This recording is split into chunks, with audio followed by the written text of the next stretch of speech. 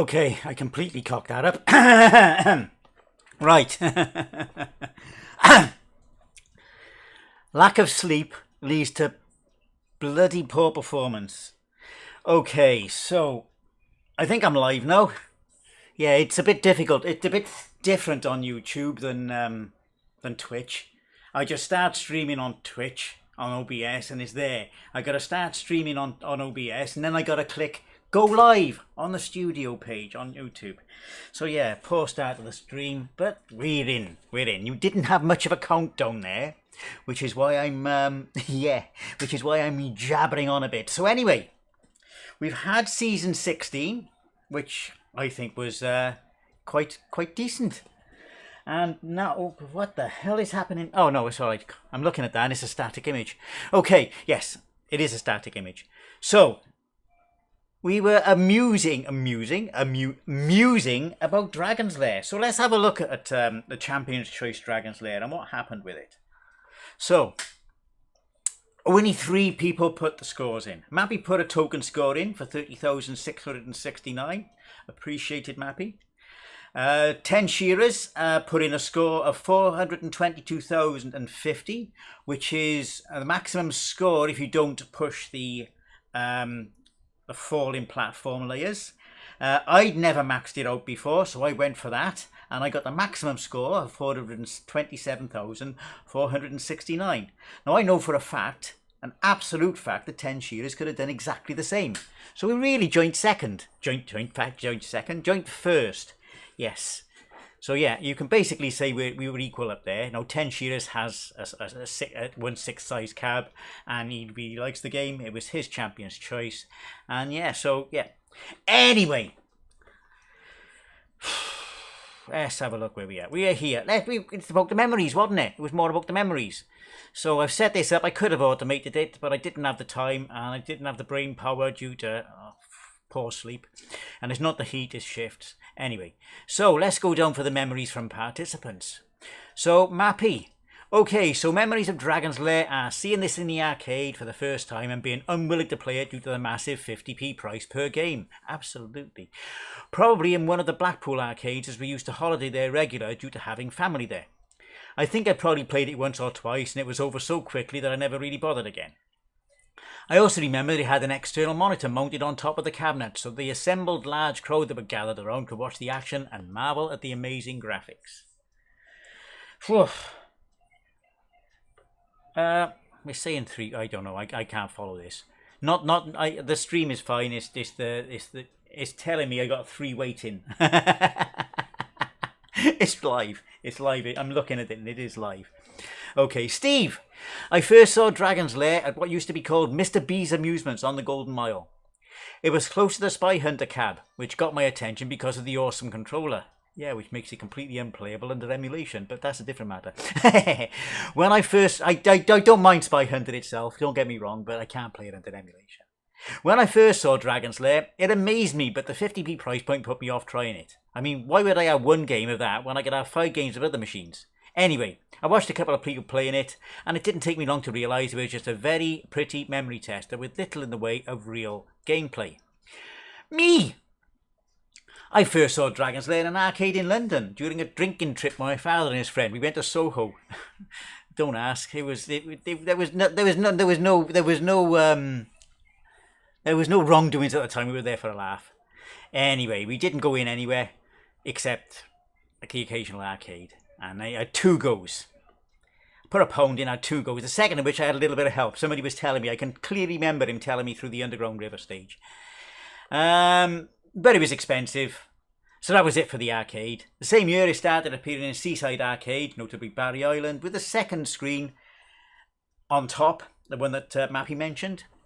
But I never played it there due to the cost. I just watched. And I even saw somebody complete it down there. Amazing graphics, but until you learn it, it's very much a cash sink. Which is where emulation comes in. My earliest, Lucas Rainford. My earliest memories of Dragon's Lair were seeing it on TV. It was that groundbreaking it got coverage on the evening news. Later that year it appeared in our local arcade. Long queue to play and always a crowd gathered watching people play.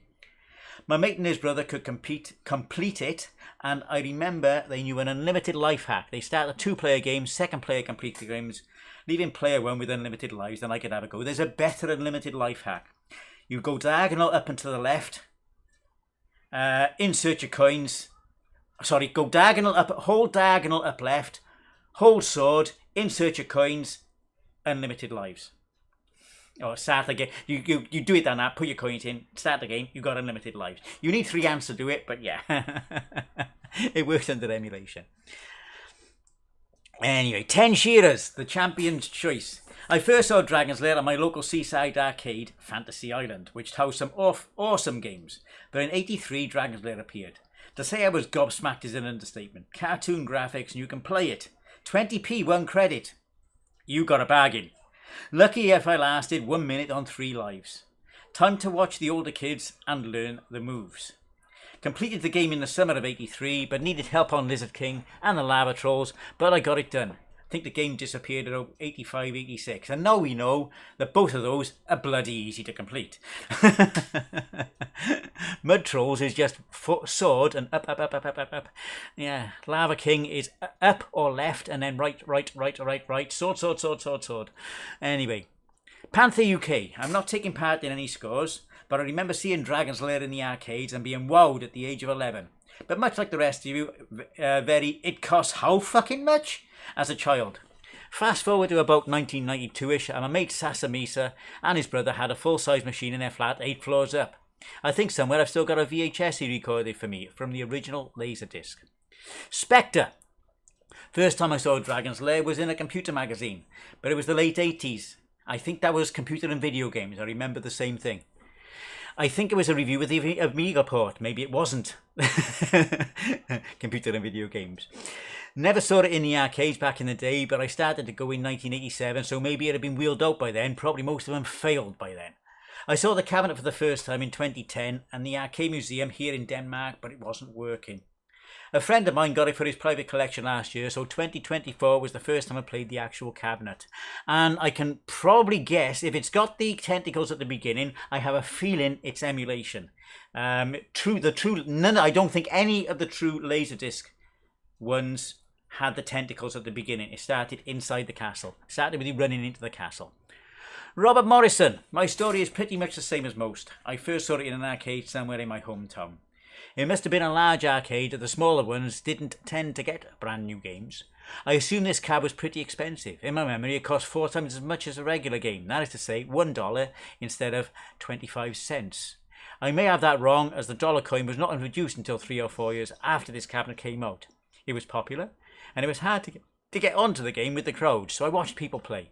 I do remember having 1 or 2 goes, but didn't get too far. It was just too expensive for me to try and get better at it. So, Craig, aka Flandoo.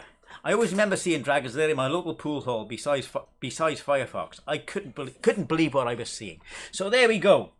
So now we're going on to a game, Season 17. I put the rules briefly up there. As I say, for Season 17, the wheel will start by 20 games chosen by Pinge that he owns. He hasn't told me which ones he likes and which ones he don't, but I can guess in some cases. So let's bring the wheel up and go through what games we have here. And there are some evil buggers. And there was one change, which, to be fair, I tossed a coin and it came up against my own personal choice, but yes, I'm a fair player. So we got Rastan, which is available on the Mister, versus Balloon Fight, which is sort of available on the Mister. There's an NES version which plays exactly the same as the arcade game. Flying Shark, which isn't available on Mister. Don Doku Don, which is available on Mister. Psycho Nick's Oscar, which is the one that won the coin of the toss against Hopper Robo. I would have much preferred Hopper Robo, but as I say, I'm a fair player, not on Mister. Super Contra is on Mister. I haven't got it down as Mister, but it is on Mister. Salamander 2, not on Mister. Pang, on Mister. Megazone, on Mister. Flicky, on Mister. We've had Flicky before. We've also had Mind Hopper Robo before. But yeah, we've had versus Balloon Fight before. We've had quite a few before, but yeah. But this is a new, we've wiped the slate clean, and these are going to be played by Pinge on the actual arcade boards. Hammerin' Harry, on Mister. Baloo Balook, not on Mister. Son Son, on Mister. Dai Makaimura, which is sort of like Ghosts and Goblins. I wondered what it was by the name, but it's not Ghosts and Goblins, but it's in the same style. Not on Mister. Wonder Boy on Mister. Athena, good, on Mister. Robotron on Mister. Solomon's Key on Mister. Rainbow Islands Extra. You utter bastard. That is I've had a quick go on that. It is so difficult. And Rock and Rage. So, let us spin the wheel and see what we get for game number 1. Now, I'll put the default settings up here. If Pinge wants to choose different settings depending on his, he can answer. He can comment on this video. He can answer in the Discord. But I'm going to go with the default settings on MAME on whatever comes up. So let's have a look.